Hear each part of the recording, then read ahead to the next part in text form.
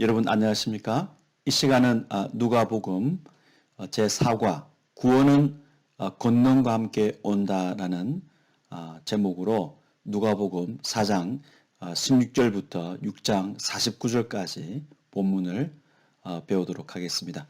이번에도 누가복음 이 성경공부 교재에 있는 문제를 함께 풀어보는 방식으로 공부를 하도록 하겠습니다. 먼저 첫 번째 문제입니다.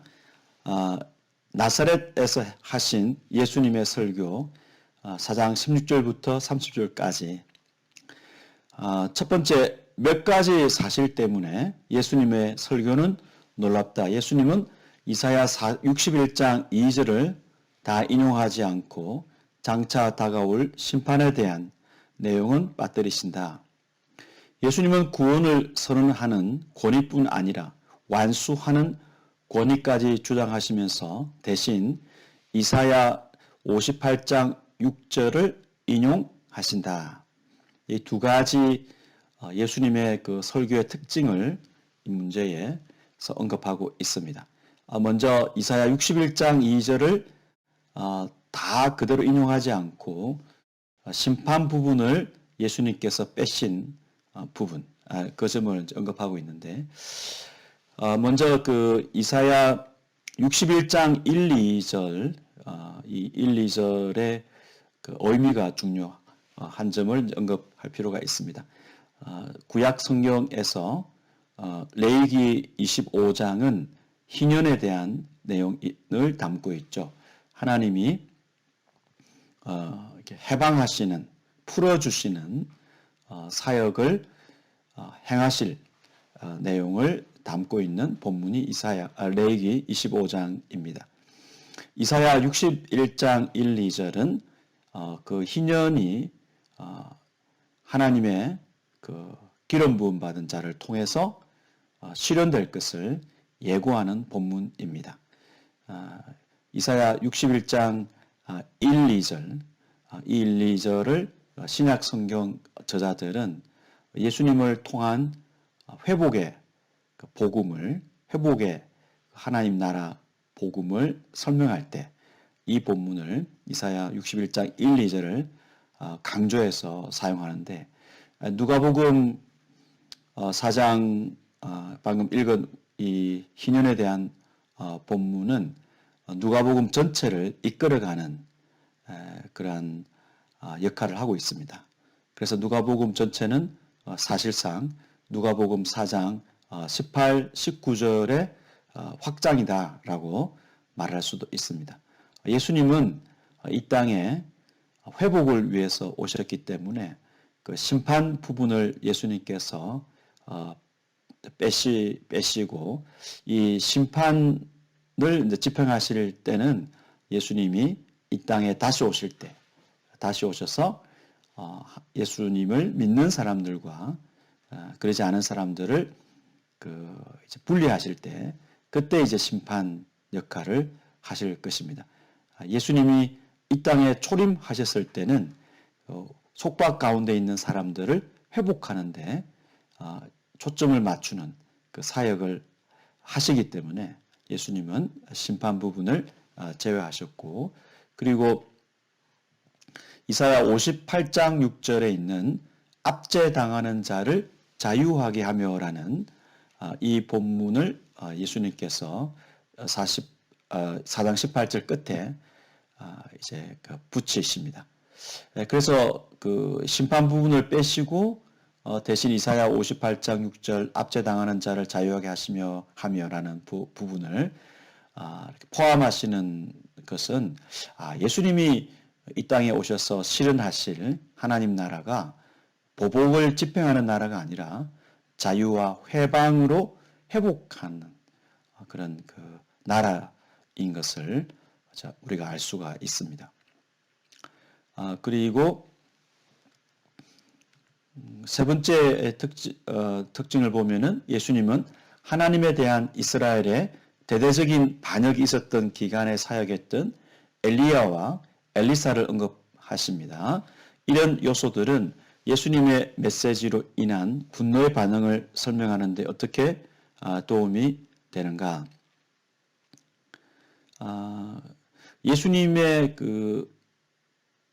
예수님은 자신의 사역을 엘리야와 엘리사 시대에 이스라엘이 경험했던 일과 연결을 하시죠. 이것 때문에, 이 설명 때문에 당시 고향 사람들이 분노를 해서 예수님을 죽이고자 하는 그런 내용입니다. 4장 24절부터 27절을 보면은 예수님께서 이제 그 회당에서, 나사렛 회당에서 이사야 61장 1, 2절 말씀을 읽으시고 이 말씀이 나를 가리켜 말하고 있다. 그러니까 예수님께서 이사야 61장 1, 2절을 실현하실 분이다라고 말씀을 하셨죠. 원래 그 희년을 선포하는 장소는 그 고향입니다. 그래서 예수님께서 왜 나사렛 회당에서 이 희년에 대한 말씀을 하셨는가? 그 레위기 25장 10절을 보면 이 해는 너희에게 희년이니 너희는 각각 자기의 소유지로 돌아가며 각각 자기의 가족에게로 돌아갈지며 이 말씀이 있습니다. 그래서 예수님은 이 말씀과 같이 희년을 선포하시는 분으로서 또 희년을 실현하시는 분으로서 고향 나사렛에 가시고 회당에서 이 말씀을 이제 읽으시고 이 성경이 20절을 보면 그 책을 뜯고 말씀하시기를 이 글이 21절에 이 글이 오늘 너희 귀에 응하였느니라 라고 이제 말을 하니까 22절에서 그 동네 사람들이 이 사람이 요셉의 아들이 아니냐, 그러니까 동네 사람이라는 거죠. 요셉의 아들이 아니냐, 우리가 알고 있는 그런 이제 가정의 자녀인데 23절에서 예수님이 이 말을 듣고 반응하시기를 너희가 반드시 의사야 너 자신을 고치라는 속담을 인용하여 내게 말하기를 우리가 들은 바 가버나움에서 행한 일을 네 고향 여기서도 행하라 하리라. 이 말은 이제 의사가 사람을 고치는 사람인데 의사가 그 자기 가족부터 고쳐야지 그 의사의 그 의료 혜택을 가족에게 먼저 베풀어야지 그런 이제 당시에 이제 속담이 있었는데 동네 사람들은 마음속으로 생각하기를 예수님이 우리가 알고 있는 그 동네 사람 요셉의 아들이기 때문에 가버나움에서 행한 그런 기적을 마땅히 자기 고향에서 행해야지 의사가 가족을 먼저 고쳐야 되는 것처럼 고향에서 이 기적을 혜택을 베풀어야지 그런 요구를 했었죠. 그래서 예수님은 이 동네 사람들의 그런 편협한 생각, 이기적인 생각에 대해서 말씀하시기를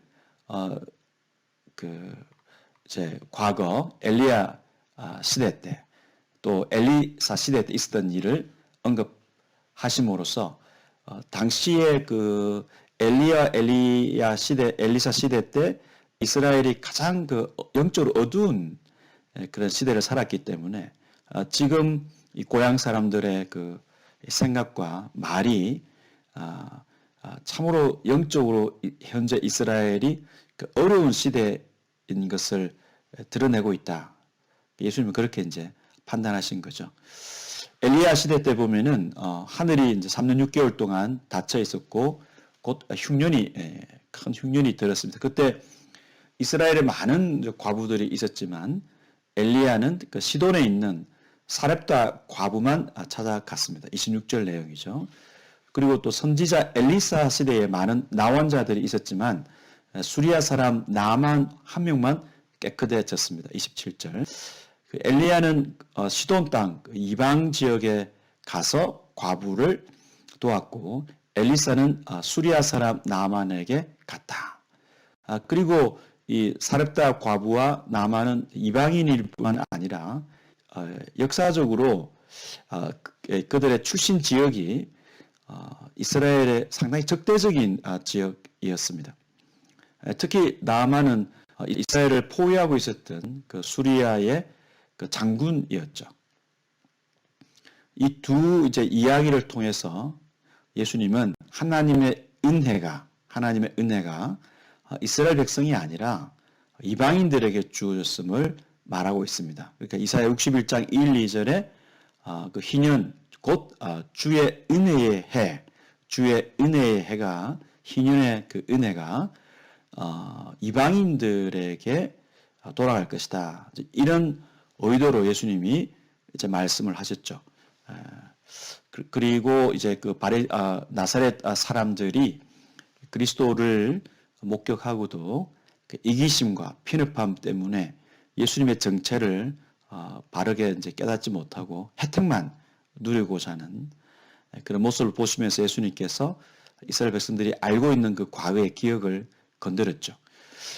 그래서 이제 이방인의 그 이 구원, 하나님의 구원의 혜택을 이야기를 했기 때문에, 그리고 이스라엘이 당시도 실패를 했죠. 엘리사 시대 때 우상 숭배로 실패를 했는데 그 이야기를 이제 끄집어내니까 동네 사람들이 이제 예수님을 그 29절을 보면은 동네 밖으로 쫓아내어 낭떠러지로 끌고 가서 밀어 떨어뜨리고자 죽이고자 했죠. 낭떠러지에 이제 그 밀쳐서 떨어뜨리는 것은 그 우상 숭배자들을 심판하는 행위였습니다. 사실상 이스라엘 백성들이 과거에 우상 숭배를 했고 또 예수님께서 그런 이스라엘 영적인 문제를 당시의 문제를 이제 지적하셨고 비슷한 이제 현상이 이스라엘 현재의 백성에게 있음을 이제 암시하셨는데 역설적으로 이 동네 사람들이 예수님을 우상 숭배자를 심판하듯이 심판하고자 했습니다. 그러나 예수님은 자기 갈 길로 쭉 가신 그 내용을 지금 누가가 언급하고 있는데 그 30절을 보면은 예수께서 그들 가운데로 지나서 가시니라.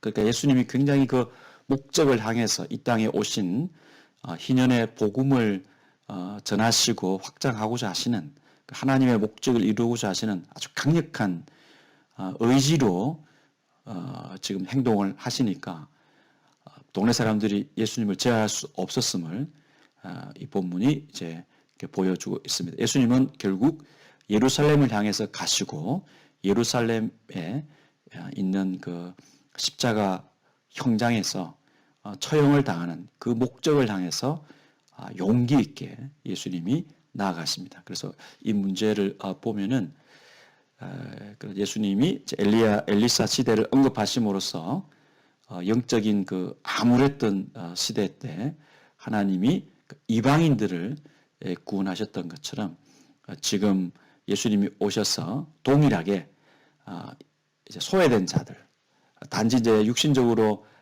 혈통적으로 이방인들뿐만 아니라 그런 이제 낮고 소외된 자들, 사마리아 사람들처럼 외국인으로 취급받은 사람들, 그런 사람들에게 은혜의 해, 즉 희년의 복음을 선사하시고자 하시는 그 예수님의 의지가 이 본문에 잘 나타나고 있고, 그것 때문에 동네 사람들이 예수님에 대해서 분노를 하게 되었습니다. 다음 문제는 예수님의 설교는 사람들을 육체적 속박에서 구원해내는데 관심이 있는가, 아니면 영적 속박에서 구원해내는데 관심이 있는가. 여기서 그리고 누가복음 6장 20절에서 23절의 복에 대한 설교에서 예수님이 좋은 소식을 선포하는 대상은 물질적으로 가난한 사람인가, 아니면 영적으로 가난한 사람들인가, 아니면 둘 다인가. 네, 문제가 좀 깁니다.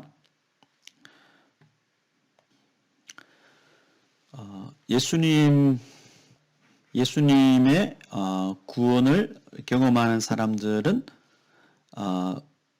뭐 이제 그 육체적인 속박, 그러니까 어떤 물질적인 실제로 가난한 사람들, 그리고 영적으로 가난한 사람들, 둘 다를 이제 포함한다고 볼 수 있는데, 첫 번째 그 가난한 자들이라고 했을 때는 이 표현이 이제 사회적 용어로 실제 가난한 사람들로 보는 것이 더 좋겠습니다. 지금 문제가 이제 앞에 내용을 그 5장, 그 다음에 6장 앞부분 내용은 다음 문제에서 다루게 되는데, 5장 1절에서 11절을 보면은 예수님이 베드로를 부르시고 또 제자들을 부르시죠.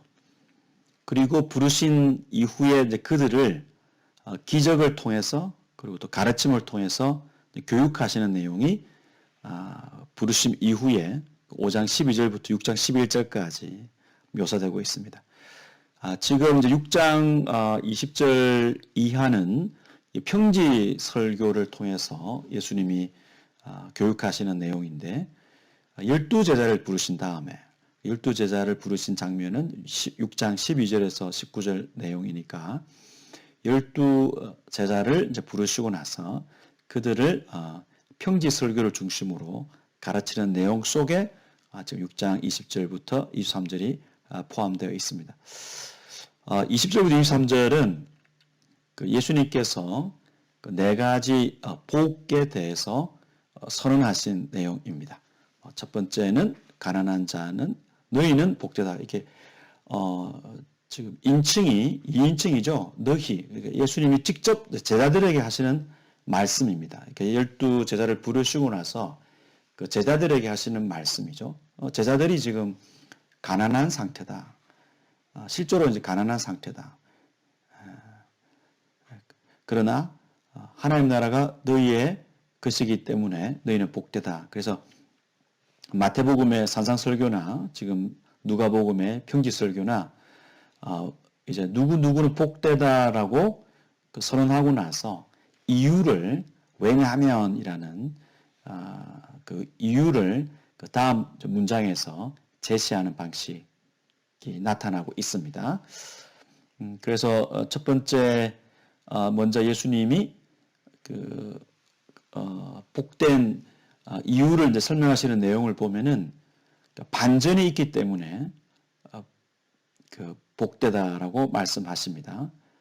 그래서 그 이어지는 그 네 가지 복 다음에 네 가지 화는 바로 다 이제 그 현재와 미래가 반전을 경험하게 될 것, 역전이 일어나게 될 것, 이것을 중심으로 해서 그 복과 화에 대해서 설명하고 있습니다. 그러니까 네 가지 복과 네 가지 화는 서로 이제 그 내용이 대칭을 이루고 있죠. 그리고 예수님께서 복을 이제 선언하시고 또 화를 경고하실 때 모두가 다 2인칭 너희를 사용하고 계시는데 제가 이제 그 말씀드린 것처럼 제자들이 이제 1차적으로 너희 속에 들어갈 수 있는데 이 내용을 쭉 읽어보니까 이제 화가 이렇게 강조되는 이런 부분까지 생각해 보면은 예수님께서는 그 이 너희 속에 제자들도 포함하고 또 다른 그 평지 설교를 듣고 있는 사람들도 이렇게 포함하는구나라고 이제 우리가 이제 추정을 할 수가 있습니다. 그 7장 1절을 보면은 예수께서 백성이 듣는 데서 그의 모든 말씀을 마친 후라고 이렇게 말씀하시는데 그것을 보면은 그 제자들과 백성이 함께 있었다고 볼 수 있습니다. 누가복음에는 청중이 누군가를 유심히 우리가 볼 필요가 있는데 그 제자들에게 말씀하신 것인가 아니면 제자들을 염두해서 무리에게 말씀하신 것인가 이런 거를 이제 좀 유심히 살펴볼 필요가 있습니다. 그래서 종합해 보면은 1차적으로는 그 너희가 예수님의 부르심에 응답한 그 12 제자들을 가리키고 있고 그리고 누구든지 예수를 이 제자들처럼 따르고자 하는 예수님의 부르심에 반응한 사람들은 모두가 다 너희에 포함되죠. 당연히 예수님을 따르지 않고 그 하나님 나라의 복음을 경험하지 못한 사람에게 너희는 뭐 이렇게 복되다 말씀하실 리는 없죠. 그래서 예수님의 제자들처럼 부르심에 그 반응한 사람들에게 예수님께서 너희라는 대명사를 사용해서 말씀하고 있습니다.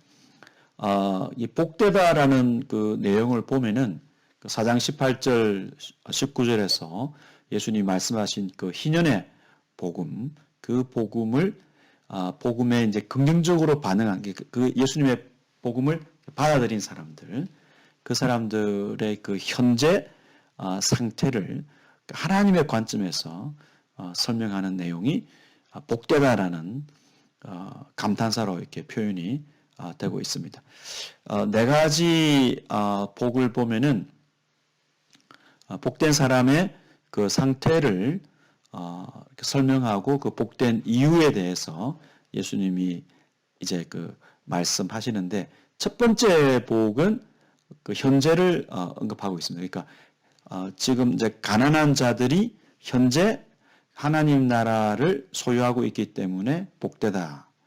두 번째부터 네 번째 복은 미래에 하나님께서 반전을 이루실 것이기 때문에 복되다. 이런 그 시제의 차이점이 있습니다. 그러니까 그 사상설교도 그렇죠. 사상설교도 첫 번째 복, 마음이 가난한 사람은 그 복되다. 하늘나라가 그들의 것이기 때문이다. 그리고 이제 여덟 번째 복, 핍박을 받는 자들은 복되다. 그들이 하늘나라가 그들의 것이기 때문이다. 그래서 사상설교도 그 두 번째부터 그 사이에 있는 일곱 번째 복은 미래에 하나님의 약속이 있기 때문에 복되다. 이렇게 이제 예수님이 말씀하시는데 지금 이제 평지설교는 다른 설교예요. 그 사상설교하고 평지설교. 예수님이 뭐 설교를 한 번만 하실 리는 없고 지금 이 평지설교는 그 이 상황도 다르죠. 지금 제자를 부르시고 가르치신 본문이기 때문에 사상설교하고는 그 상황이 문맥이 다릅니다. 그래서 12 제자들에게 현재 그들이 이제 그들이 가난하지만 하나님 나라를 소유하고 있기 때문에 예수님은 복되다라고 말씀하시고 두 번째부터 네 번째는 미래에 하나님께서 반전을 이루실 것이기 때문에 복되다 이런 식으로 예수님이 그 관점을 이제 새롭게 알려주고 있습니다. 그러면 이제 여기서 복되다라는 이 헬라어 단어가 어떤 행복을 느끼는 상태는 아니고 하나님의 관점에서 뭐 바르다, 좋다 이렇게 판단을 해야 되겠죠. 마태복음의 그 팔복에 있는 그 앞에 네 가지 복 내용처럼 지금 예수님께서 이 평지설교에서 말씀하시는 네 가지 복도 그 이사야 61장 1, 2절의 성취와 관련이 있습니다. 그래서 마태복음의 사상설교 앞부분이나 지금 네 복은 누가복음의 네 가지 복은 이사야 61장 1, 2절 예수님께서 이미 나사렛 회당에 선포하셨던 그 희년의 그 복음과 관련이 있습니다. 그래서 이 복되다라는 이 단어가 이제 구약의 그 히브리어 아쉐르의 그 번역어이고 이제 의미도 비슷합니다. 그래서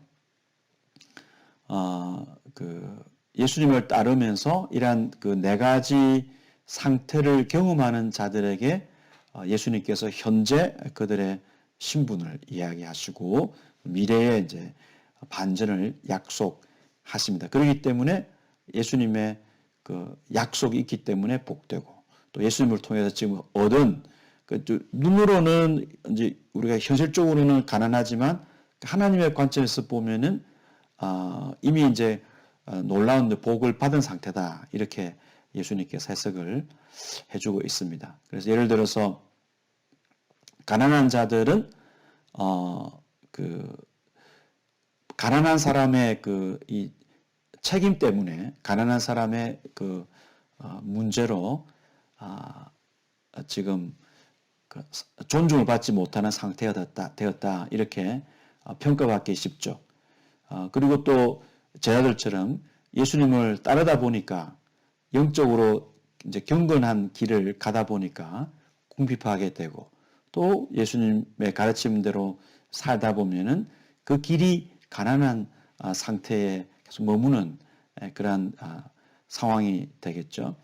그러나 이 가난한 자들은 예수님의 관점에서 보면은 그 예수님이 그 선포하신 그 이사야 61장 1, 2절, 누가복음 4장 18, 19절에 그 이 어떤 이 은혜의 해를 경험하는 사람들이다 이렇게 볼 수 있죠.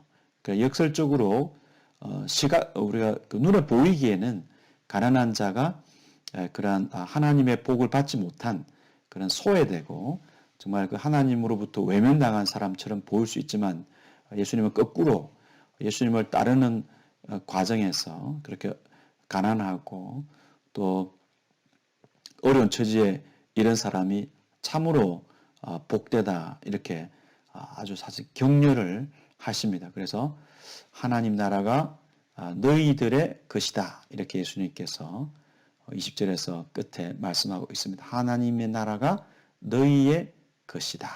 것이기 때문에 복되다.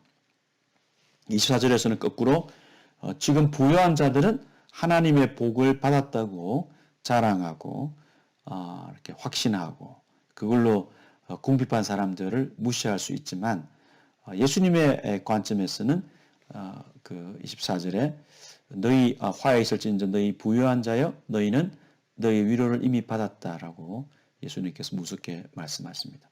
어떤 사람들은 뭐 그 어떤 유튜브에 이제 광고를 보니까 가난은 죄다, 가난은 죄다. 가난한 돈을 벌 수 있는데 그 가난하게 되었다면 그 사람의 죄다 그렇게 이제 이야기를 하고 있죠.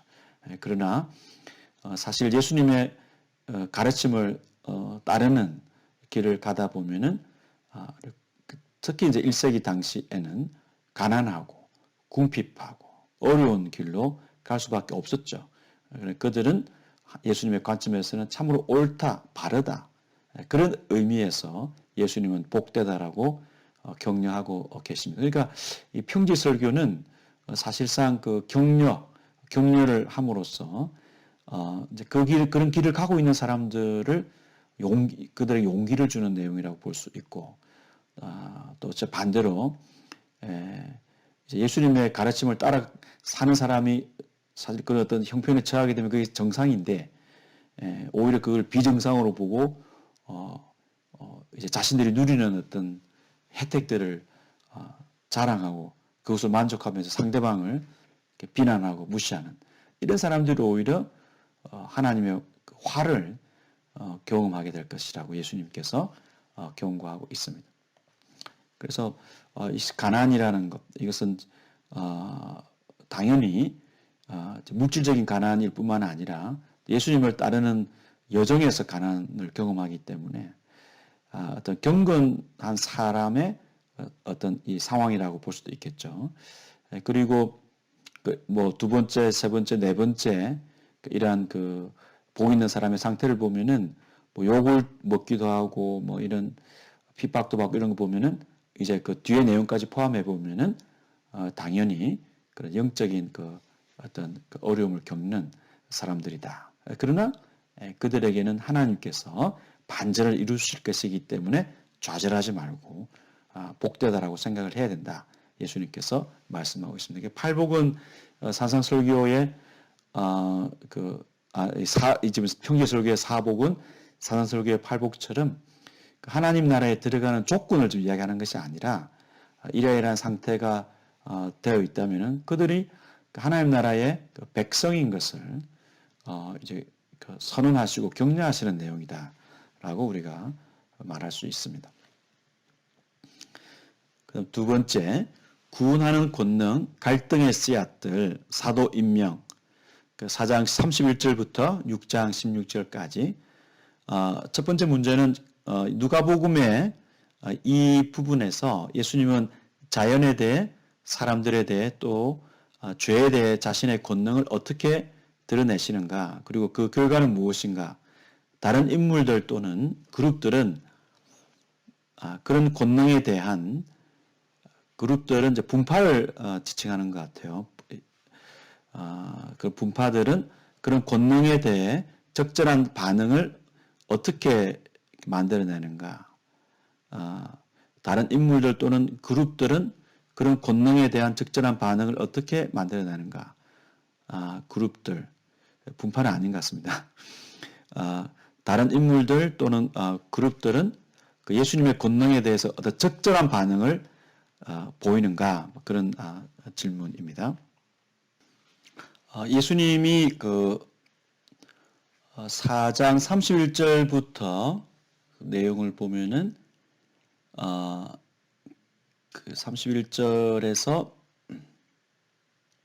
가브나움에 오셔서 안식일에 가르치시고 그 회당에서 들어온 귀신 들린 사람들이 그 예수님 보고 나사렛 예수여 뭐 그렇게 이야기를 하니까 예수님께서 꾸짖어 잠잠하게 하시고 그 귀신들을 그 사람에게서 쫓아내셨습니다. 그 사람은 다치지 않았다. 귀신들은 쫓겨났고 사람들이 귀신을 쫓아내시는 예수님의 권위에 놀라는 내용이 있고 그 다음에 이제 베드로의 장모를 치유하시고 여러 이렇게 병자들을 여러 이제 온갖 병자들을 일일이 그 안수를 하셔서 치유하시고 또 귀신들을 쫓아내시는 그리고 예수님께서 또 복음을 전하시고 5장 1절에서 11절은 베드로를 부르시는 장면. 그래서 자연에 대해서 사람들에 대해서 그러니까 이제 초자연적 세력을 몰아내시고 그리고 질병을 치유하시고 특히 그 이 죄 뭐 뒤에도 문제가 나옵니다. 죄를 용서하는 그러한 그 권능을 이제 보여주십니다. 그러니까 물론 이제 베드로를 부르신 장면에서는 예수님께서 그 뭐 직접적으로 뭐 죄 용서라는 말씀을 하시질 않지만 베드로가 정말 생각을 초월한 자신의 생각을 초월한 그 예수님의 그 이제 판단, 예수님의 말씀을 경험하고 나서 예수님 앞에 자신은 그 죄인이다. 그래서 8장에 보면은 사실 그 이사야 6장에서 이사야가 말했던 것처럼 하나님에게 말했던 것처럼 자신이 죄인이다. 이런 놀라운 고백을 하는 장면, 이런 장면은 예수님 앞에서 정말 그 하나님 앞에 선 것처럼 이야기하는 내용이 나오죠. 간접적으로 예수님께서 이렇게 죄를 용서하시는 권능을 가지신 것처럼 이제 이렇게 묘사되고 있습니다. 그래서 그 이어서 예수님이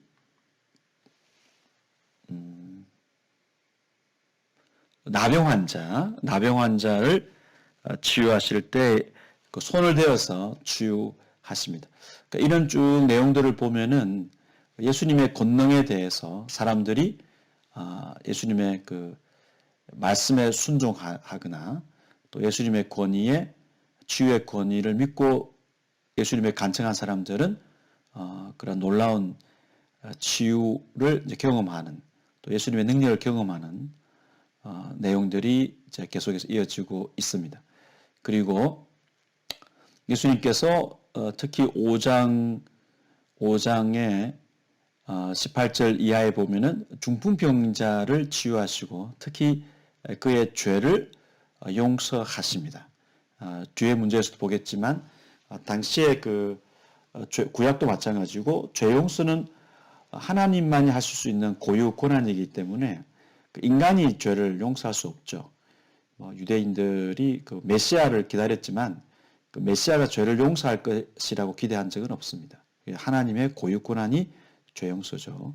예수님께서 그 죄를 용서해 주시는 장면, 그리고 그러니까 예수님의 능력을 믿었을 때 그러한 그 죄 용서까지도 경험하는 내용이 있습니다.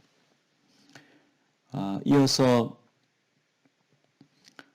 예수님이 레위를 부르시고 그 레위를 따르도록 하셨을 때 레위가 즉각 그 예수님의 말씀의 권위에 복종해서 제자가 됩니다.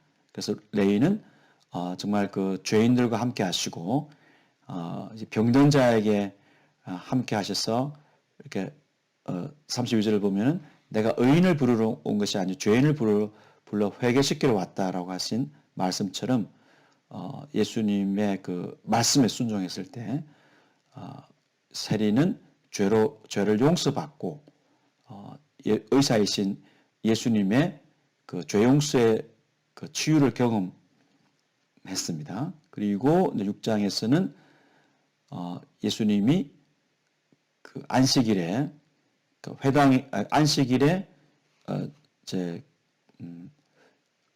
회당에 있는 오른손 마른 사람을 또 치유해 주시고 그때도 오른손 마른 사람이 예수님 말씀에 순종해서 손을 내밀었을 때 치유를 경험했습니다.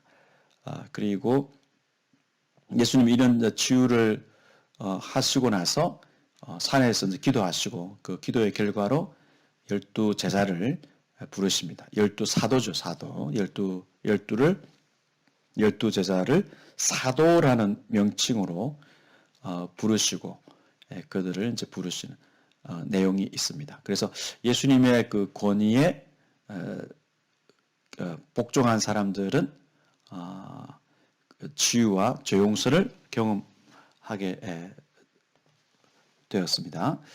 두 번째, 이 부분에 있는 예수님의 행동은 그분의 나사렛 설교, 즉 그가 소외된 자들과 궁핍한 자들을 구원하기 위해 메시아로서의 자신의 권위를 사용하실 것이라는 설교의 메시지를 어떻게 확인해 주는가? 그러니까 예수님은 자신의 그 사역을 이사야 61장 1, 2절의 실현으로 보셨고 4장 그 18, 19절 나사렛 회당 설교의 확장으로 이해하셨기 때문에 예수님은 눌린 자들을 자유하게 하시고 속박 가운데 있는 자들을 풀어주시는 일을 하셨습니다. 속박이라는 것이 유대인들은 자신들이 로마의 속박 가운데 있었다고 생각해서 로마의 속박에서 구원할 수 있는 메시아를 기다렸지만 예수님은 사탄의 속박 가운데 있는 사람들, 인간의 어떤 속박의 근본 원인이 사탄이라고 생각하셨기 때문에 사탄의 속박 가운데 있는 사람들을 이렇게 풀어주시는 그런 이제 일을 해 보이셨습니다. 예수님은 이렇게 정말 그 은혜가 필요한 갇힌 자들, 눌린 자들, 말하자면 사회의 주변부에 있는 사람들, 여러 가지 문제로 고통당하는 사람들, 이들을 위해서 자신의 권위를 사용하고 있습니다. 그러니까 이제 귀신들이 예수님의 정체를 드러내고 했지만은 예수님은 자신을 그러한 그 유대인들이 기대했던 그 왕과 같은 어떤 그 군사적인 힘을 동원할 수 있는 그런 메시아의 역할을 하지 않으시고 자신의 권위를 우리가 예수님의 그 어떤 세례 장면에서도 보았고 또 예수님의 그 광야 시험에서도 본 것처럼 예수님이 하나님의 아들로서의 권위를 가지고 있지만 예수님은 그 권위를 사람들을 치유하고 해방하는 데 사용하시지 자기의 어떤 왕적인 메시아로서의 그런 자랑을 하기 위해서 결코 예수님이 고난을 사용하신 적이 없다. 그래서 예수님은 회복을 위한 메시아로서 자신의 권위를 사용하셨습니다. 세 번째, 누가에 따르면 어떤 종교 권위자들은 예수님이 죄를 권장하고 또는 심지어 죄를 범한다고 염려합니다. 예수님이 베드로, 중풍병자, 레위 등과 상호작용하신 것에서 드러났듯이 예수님이 죄인들에게 미친 진정한 영향력은 무엇입니까? 구약의 하나님이 이렇게 의사로 묘사되는 것처럼 예수님께서는 그 하나님의 역할을 지금 하고 계신데 특히 그 이 죄를 용서하시는 의사가 병을 고치듯이 예수님은 죄를 용서하시는 그래서 그 죄의 속박 가운데 있는 자들을 해방하시는 일을 보여주시는데 말씀드린 것처럼 이런 종교 지도자들이 봤을 때는 그 인간이 죄를 용서한다, 죄를 용서한다. 중풍병자 사건도 그렇고 특히 이제 중풍병자 사건은 지도자들이 이거는 신성모독이다 라고 예수님에 대해서 이제 비난을 했습니다. 당연히 죄 용서는 하나님의 고유 권한이고 하나님의 능력 아래에 있는 것이기 때문에 인간이 죄 용서를 선언한다는 것은 그 신성 모독이죠. 그 예수님께서 그 5장 24절을 보면은 인자가 땅에서 죄를 사하는 권세가 있는 줄을 너희 알게 하리라. 그러니까 중풍병자의 그 병이 사실 죄보다는 죄 용서는 하나님의 권한이기 때문에 죄 용서가 어렵죠. 인간은 할 수 없는 거죠. 유대인들 관점에서 불가능한 거고. 그러나 이제 말하기에는 중풍병이 치유되었다. 이 말하기 어렵죠. 왜냐하면 금방 드러나니까. 그 말의 권위 여부가 금방 드러나니까 말하기 어렵죠. 그래서 어려운 일을 이제 행하심으로써 말하기는 뭐 죄용서 그게 실제로는 불가능한 일이지만 말하기는 쉬우니까 죄용서라는 그 예수님의 선언이 빈말이 아니었음을 예수님이 보여주셨는데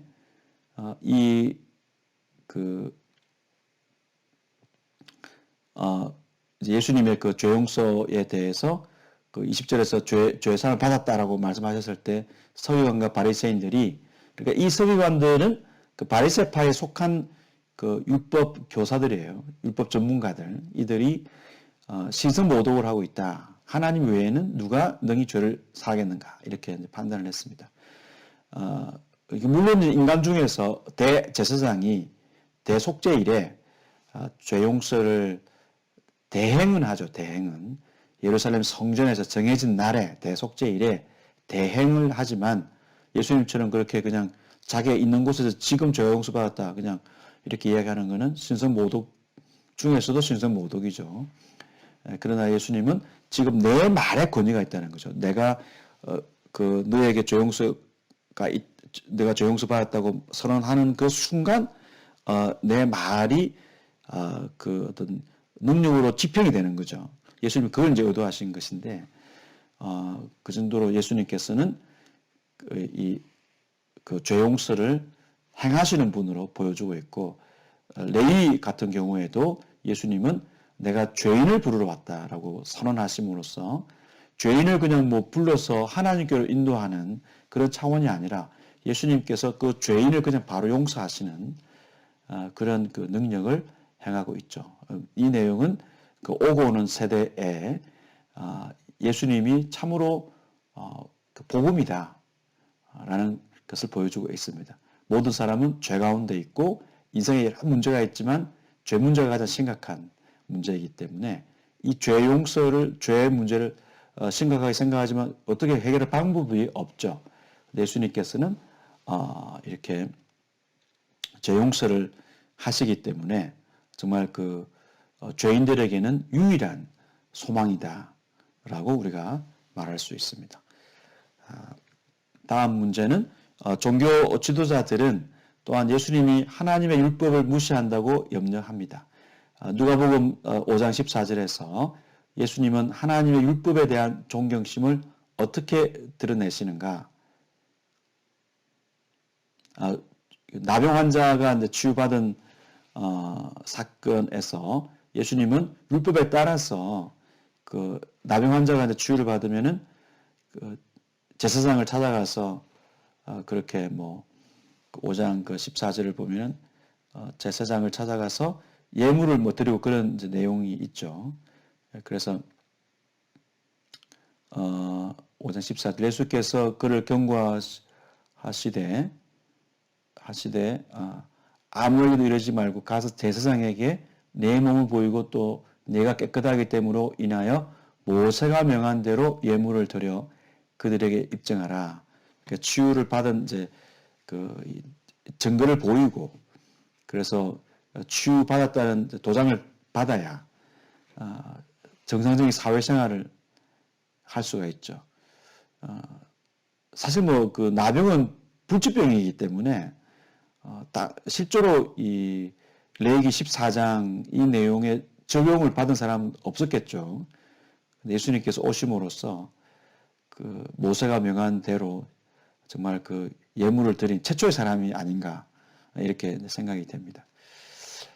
안식일의 원래 목적 가운데 하나가 피곤한 자를 쉬게 하는 것이었다는 사실을 고려할 때 누가복음 6장 1절에서 11절에 기록되어 있는 예수님의 행동은 하나님의 율법에 대한 위반이 아니라 오히려 성취라는 사실을 어떻게 나타내는가. 6장 1절부터 11절에는 두 사건이 있죠. 예수님이 안식일에 그 미리삭을 잘라 먹고 손으로 비비 먹은 그 제자들을 이제 바리새인들이 비방했을 때 바리새인들이 이제 안식일에 적법하지 않은 행위를 했다고 비난을 했을 때 예수님께서 다윗의 예를 들어서 다윗이 이제 배가 고파서 자기 일행과 함께 그 하나님의 집 그러니까 집에 들어가서 그 제사장들 외에 먹을 수 없는 진설병, 현존의 빵이라고 하죠. 이거를 이제 먹은 예를 이제 드시는 내용이고 이어서 그 한손 마른 자를 고치는 사건입니다. 제자들은 지금 그 안식일에 지금 이삭을 꺾고 타작을 하고 키질을 하는 거 이거는 당시 유대 규례가 실제로 그 안식일을 못하도록 금지한 내용이었습니다. 그래서 유대인들은 지금 제자들이 안식일에 이런 일을 안식일 외에 하는 건 괜찮지만 안식일에 노동을 한 것, 그러니까 주수와 탈곡, 뭐 까부르는 것, 그다음에 가는 것 이것을 행했다 이렇게 이제 비판을 했습니다. 물론 이삭을 자르고 뭐 이런 내용들은 구약 율법이 아니라 후대 유대교가 추가 내용이죠. 규례죠. 그래서 예수님은 이제 다윗의 예를 드시면서 뭐 이렇게 쭉쭉 설명하시는데 결론적으로는 그 예수님의 관점에서는 다윗 시대에도 그런 그 배고픔과 관련돼 있었을 때는 그 상당히 그 어떤 유연성이 있었다는 거죠. 유연성.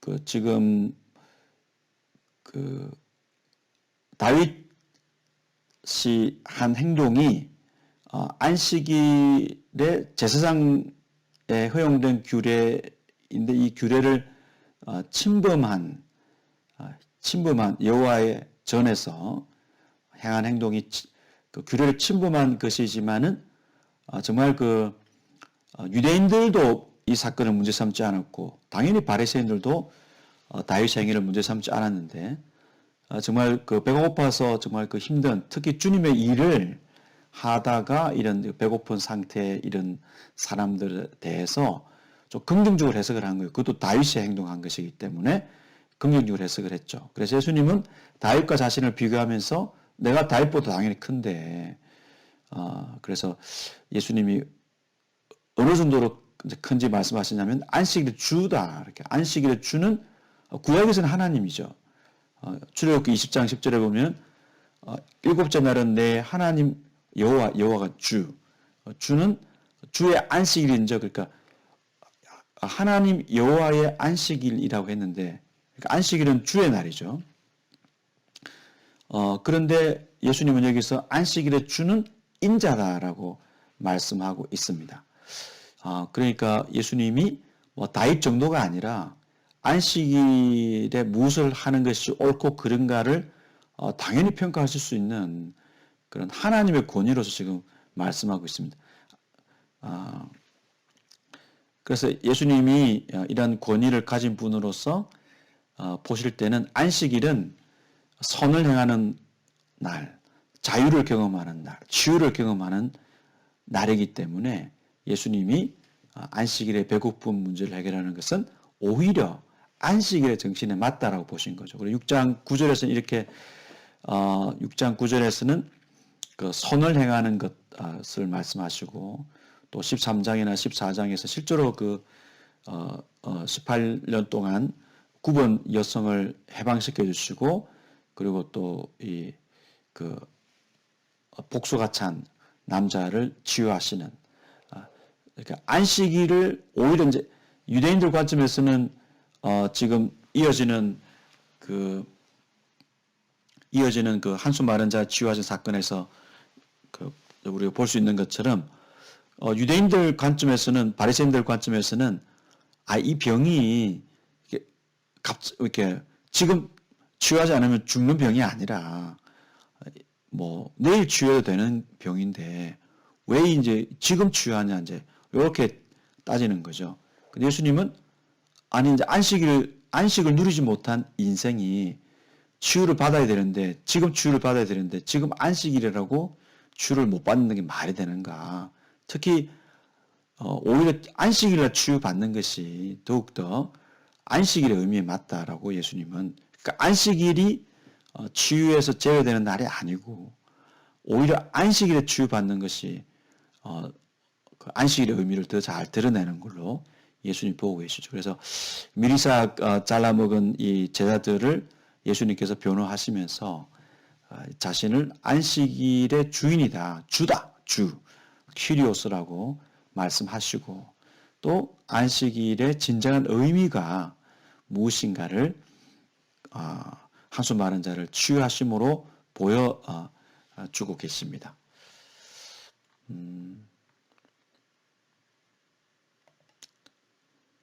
그래서 예수님은 율법을 위반하신 것이 아니라 안식일의 원래의 그 율법의 의미를 성취하고 계시는 거죠. 5번 누가복음 6장 13절과 6장 17절은 누가가 큰 그룹을 나타내기 위해 12사도라는 말보다는 제자라는 말을 사용하고 있다는 사실을 어떻게 지적하는가? 6장 13절을 보면은 밝음에 그 제자들을 부르사 그 중에서 12를 택하여 사도라 칭하셨다. 그리고 6장 17절은 예수께서 그들과 함께 내려오서 평지에 서시니 그 제자의 많은 무리와 예수의 말씀도 듣고 병고침을 받으려고 유대 사방과 예루살렘과 두로와 시돈의 해안으로부터 온 많은 백성도 있더라. 그러니까 이 문제의 의미는 있는 것 같아요. 13절과 17절에서 제자라는 말, 12사도라는 말보다는 제자라는 그 말을 사용하는 그 의도가 무엇인가? 12 제자는 사도가 맞죠. 12사도라는 그 아포스톨로스가 유대 용어입니다. 그 헬라어이지만 그 유대 개념입니다. 그래서 이 파송하는 자의 모든 정권을 위임받아서 파송받은 자를 사도라고 해서 이렇게 히브리어로는 그 샬리아흐라고 해서 그 사도 개념이 파송받은 자가 모든 권한을 주어서 파송하는 그 사람을 사도라고 칭했죠. 그래서 사도의 경우 같은 경우에는 그래서 이 파송받은 자가 파송한 자와의 그 관계를 아주 중시해야 된다. 파송받은 자의 권위를 갖고 행동하기 때문에 또 지시를 따라서 행동하기 때문에 그 파송한 자와 마치 동일시 된 그런 사람으로서 행동을 해야 된다. 이걸 이제 보여주는 의미죠. 그런데 예수님께서는 그 제자들을 이제 이렇게 더 넓은 의미의 제자들을 언급하시는 거죠. 그래서 누가복음에는 제자 그룹이 상당히 넓다 이렇게 볼 수 있고 실제로 70인 제자를 70명인지 72명인지는 명확하지 않습니다. 둘 다 그 사본에 따라서 70명을 지지하는 사본도 사본과 72명을 지지하는 사본이 이제 비슷해요. 분량이. 그래서 확실하지 않은데 일단 70명이 상징하는 바가 70명으로 저는 생각하는데 70명이 상징하는 바가 그 이방 세계 전체를 온 세상 전체를 상징하고 있기 때문에 12사도는 이스라엘 대표라고 볼 수 있다면 그 70명은 전 온 그 세상을 그 대표하는 그런 숫자라고 볼 수 있죠. 그래서 예수님께서는 또 그 뭐 70명 외에도 또 많은 제자들을 부르셨기 때문에 또 여성 제자들도 있고 그래서 예수님은 그 누가는 예수님을 따른 사람들이 이렇게 12제자에 국한되지 않고 더 많은 이제 그룹이 있다. 이걸 이제 보여주고. 근데 이제 이게 이제 중요한 문제가 이제 중요한 사실은 제자들 같은 경우에는 12그룹에 속한 것에 대한 우울감으로 그러지 않은 사람들을 좀 낮게 평가하는. 그래서 뭐 요한 같은 경우에도 뭐 이제 뭡니까 귀신을 쫓아내는 그러한 그 권위 이런 것을 우리 허락을 받아야 된다. 12그룹의 허락을 받아야 된다. 뭐 이런 식으로 그 이야기할 정도로 특권의식에 빠져 있었죠. 그러나 다양한 제자들이 예수님을 따랐기 때문에 예수님을 따르는 사람들이 또 다른 또 예수님을 따르는 그 사람들을 수용하고 그들의 각자의 그 영역을 인정하고 더불어 주님을 따르는 제자들임을 그 누가의 그 묘사를 통해서 우리가 알 수 있습니다. 만약 그 평지 설교가 예수님 모든 제자에게 주신 하나님 나라의 확장 지침을 나타낸 것이라면 예수님이 사도들에게 명하신 하나님 나라의 확장을 위한 특별한 사명은 무엇인가? 그래서 예수님께서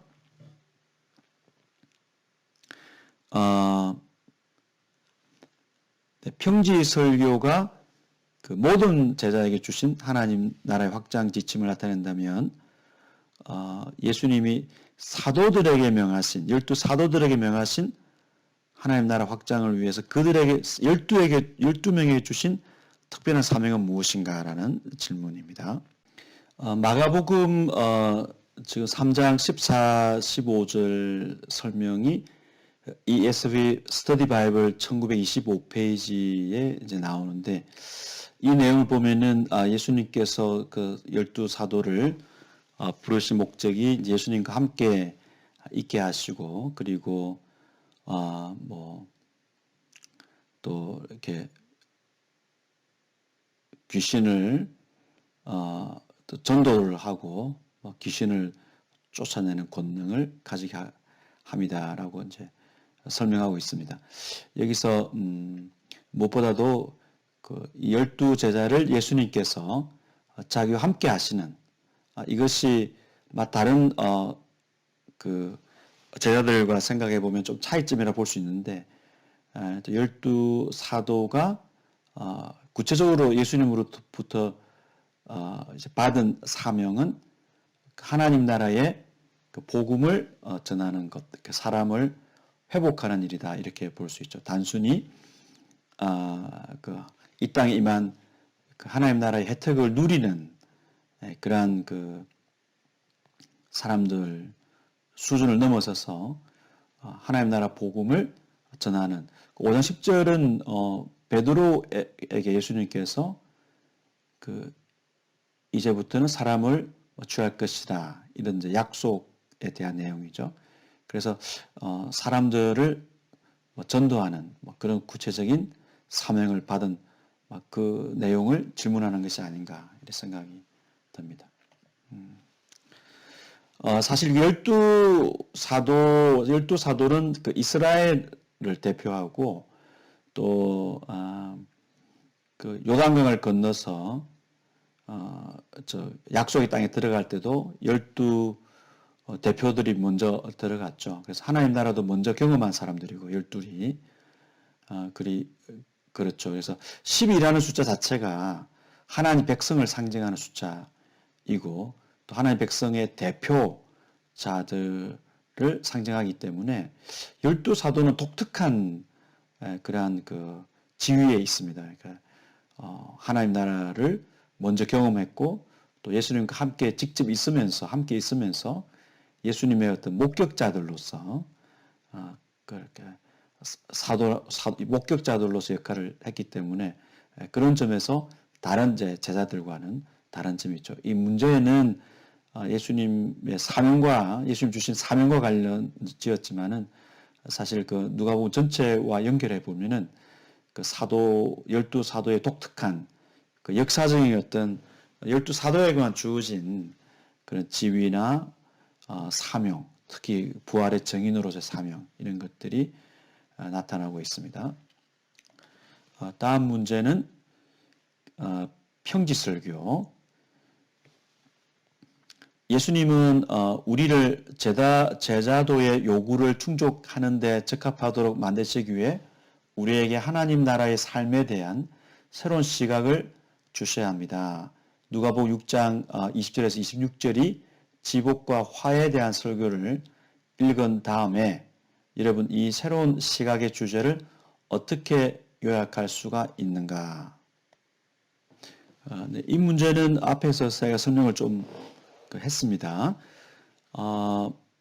그러니까 이 평지 설교의 그 네 가지 복과 화를 통해서 예수님은 그러니까 하나님 나라에 반응한 사람들, 그러니까 뭐 구체적으로는 예수님의 말씀에 반응한 예수를 믿는 사람들이 어떤 관점으로 현재 자신의 모습을 봐야 될 것인가를 알려주시는 거죠. 그래서 예수님은 현재의 그 모습이 궁핍하고 또 울게 되는 처지에 있더라도 이게 그 하나님 나라의 그 어떤 복음에 반응한 사람이 이런 어떤 처지에 이르렀을 때 복된 사람이라는 사실을 잊지 말아야 하겠죠. 그러니까 오늘의 모습을 하나님의 관점에서 볼 수 있어야 되고 그리고 미래의 반전과 역전이 있을 거를 생각하면서 오늘의 예를 들어서 궁핍한 상황을 이제 이해하고 그래야만 견뎌 나갈 수가 있겠죠. 그래서 내일의 반전이 오늘을 견딜 수 있는 힘이 된다. 그리고 오늘 현실에 대한 하나님의 관점이 오늘의 어려움을 극복할 수 있는 힘이 되는 것이죠. 특히 이제 물질주의와 성공을 지향하는 이런 그 사회에서 예수님을 믿으면서 생길 수 있는 여러 가지 그 복과 반대되는 듯한 그런 처지에 이르게 되었을 때 반전의 약속을 하시는 예수님 그리고 전혀 다른 관점에서 현재를 선포하시는 예수님을 통해서 우리가 힘을 얻고 용기를 내어서 새롭게 이렇게 행동을 할 수 있겠습니다. 그래서 새로운 시각의 주제는 무엇일까요? 뭐 반전, 반전 이렇게도 볼 수 있겠습니다. 두 번째, 누가복음 6장 27절에서 49절에 제시되어 있는 제자도의 의무는 무엇인가? 다른 식으로 말하면 온전하게 훈련된 예수님의 제자의 삶을 특징지어야 하는 우선순위는 무엇인가? 6장 40절을 보면은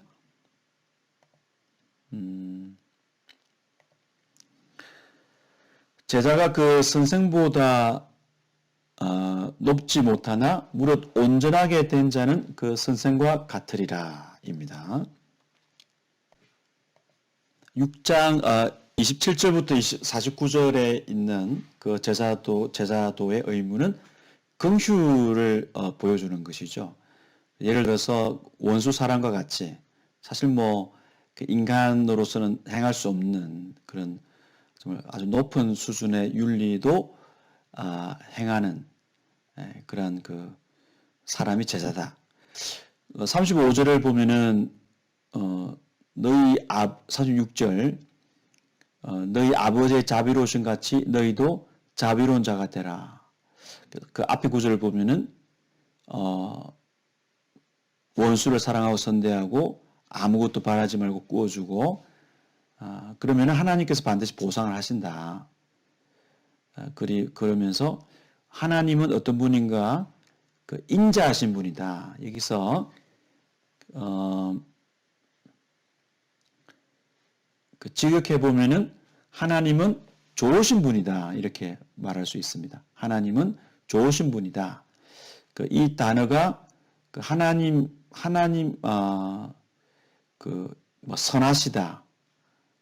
그래서 시편 106편 1절에 있는 내용과 같이 할렐루야 여호와께 감사하라 그는 선하시며 이때 선하시다라는 이 용어와 지금 그 인자한 개역 개정에는 인자한으로 되어 있는데 그 좋은이라는 뜻이죠. 선하시며 그 인자하심이 영원함이로다 되어 있는데 여기서 그 시편 106편 1절에 그 선하시며 좋으시며 하나님이 좋으신 분이라는 거죠. 그리고 하나님 모세에게도 자비로운 분으로 이렇게 나타나시는데 여기서 그 좋으시고 자비롭다 이게 같이 이제 나오고 있죠. 이렇게 선하시고 즉 좋으시고 자비롭다 이게 하나님 성품인 거죠. 그래서 하나님의 이 성품처럼 이 하나님의 하나님 아버지시니까 제자들은 이 하나님의 자녀죠. 그래서 그 아버지의 성품을 상속받은 그게 구원받았다는 것은 이 아버지의 성품을 상속받았다는 뜻이죠. 그렇기 때문에 그 자녀 아버지처럼 좋고 그리고 자비로운 긍휼을 베푸는 사람으로 행동하는 것이 지극히 마땅하다. 그렇게 이제 말씀을 하십니다. 그러면서 40절에서 예수님이 하신 말씀을 직역해 보면은 제자는 그의 선생보다 낫지 못하지만 온전히 훈육되는 자마다, 그러니까 온전히 교육받는 자마다 그의 선생처럼 된다.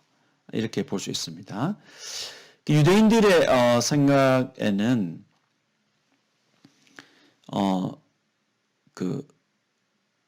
좋은 이제 지도자는 좋은 선생으로부터 제대로 배운 제자죠. 그래서 좋은 지도자는 좋은 제자다. 선생에게 잘 배워야 되는데 이 학생의 목표는 유대인들에게 있어서는 선생처럼 되는 것이 자신을 가르친 선생처럼 되는 것이다. 그래서 40절에 온전하게 되다는 준비하다, 교육하다, 갖추다라는 뜻입니다. 그래서 온전하게 준비된 제자는 교육기관을 성실히 받은 사람, 채운 사람이죠.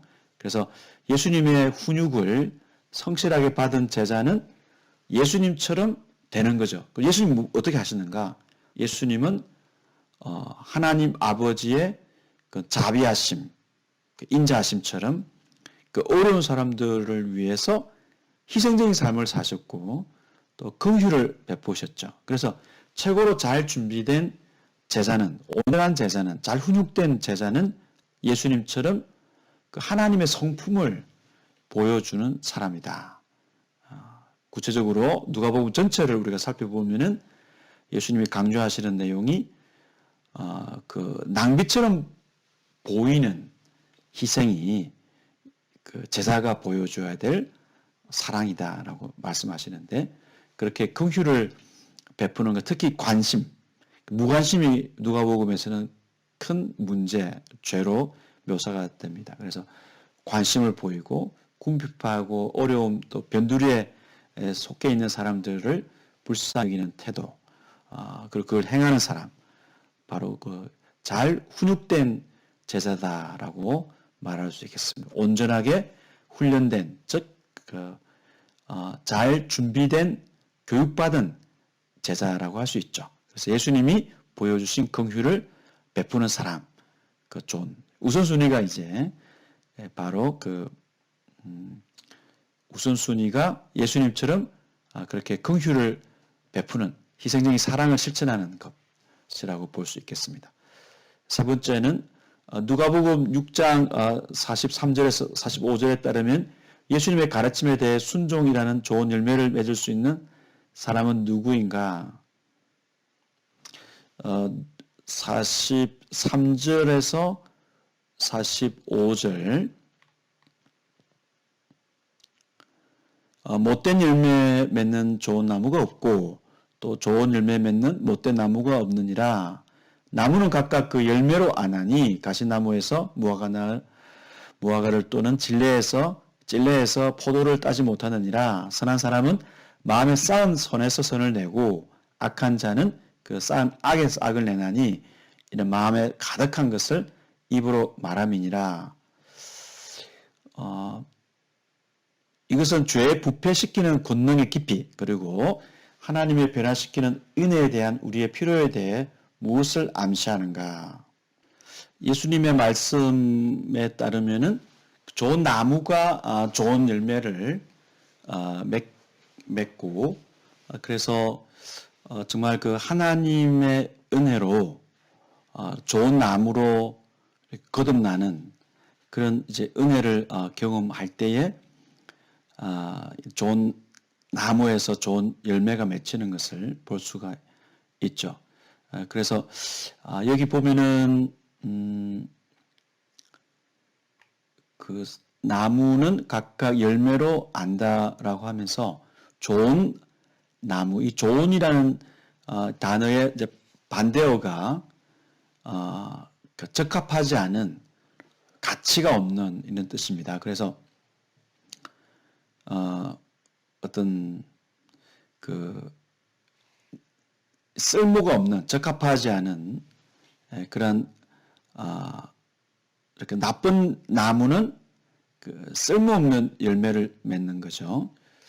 우리 이 앞에 내용을 보면은 맹인에 대한 비유가 나옵니다. 그래서 좀 이 본문이 흐름을 보면은 그 사람들을 인도하는 그 어떤 지도자들을 특히 이제 염두에 두고 있다. 이제 예수님께서 지금 제자들에게 말씀하시기 때문에 그 제자들이 잘 훈육될 거를 예수님께서 강조하셨고, 그래서 특히 사람들을 인도하는 그 지도자들 같은 경우에 더욱더 그 나쁜 열매를 맺는 것이 상당히 심각한 결과를 초래할 수 있기 때문에 하나님의 은혜로 이제 좋은 나무가 됨으로써 그 나무에서 좋은 열매가 맺힐 수 있다. 이 사실을 이제 강조하죠. 그래서 우리가 정말 하나님께 의지하고 하나님의 은혜에 의지함으로써 계속해서 선한 열매를 맺을 수가 있는데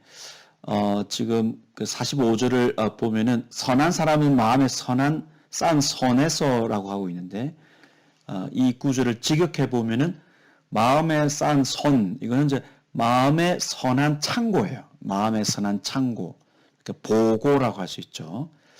그래서 마음의 선한 창고에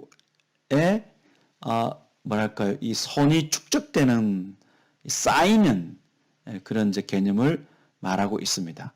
그래서 사람의 이 마음의 상태는 언어 생활을 통해서 드러나게 되는데 이제 정말 마음의 선한 보고의 선함이 쌓이게 될 때 언어 생활을 통해서 이게 나타나게 되는 것이죠. 그래서 뭐 선한 뭐 이렇게 말을 한다든지 위선적인 말을 하지 않는다든지 그런 식으로 예를 들어서 이제 열매가 언어를 통해서 나타납니다. 그래서 앞에서 잘 훈육된 제자에 대해서 우리가 본 것처럼 이제 내면이 악한 상태에 있는 사람은 뭐 일시적으로는 좋은 열매를 맺을 수 있겠지만, 맺는 것을 볼 수 있지만 결국은 어떤 사람들을 맹인처럼 잘못 인도하고 사람들을 파멸로 이끄는 그런 악한 말을 하게 되는 거죠. 그래서 사람들이 그 말을 통해서 특히 45절에 그 마음에 가득한 것을 입으로 말함이라. 그래서 특히 이 사람들이 인도하는 사람들이 지도하는 사람들이 이끄는 사람들이 그 사랑의 말이 아니라 정말 그 사람을 죽이는 그런 악한 말을 하는 것은 그 나무가 나쁜 나무라는 거죠. 그래서 그런 사람은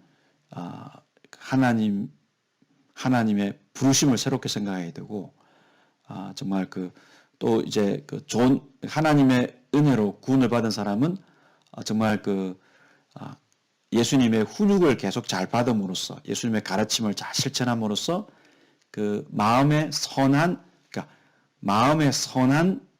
보고 이거죠. 마음의 선한 보고에 그런 예수님의 훈육을 잘 받은 그것이 계속 축적이 되어서 그것이 이제 좀 선한 말로 이렇게 나타나는 거죠.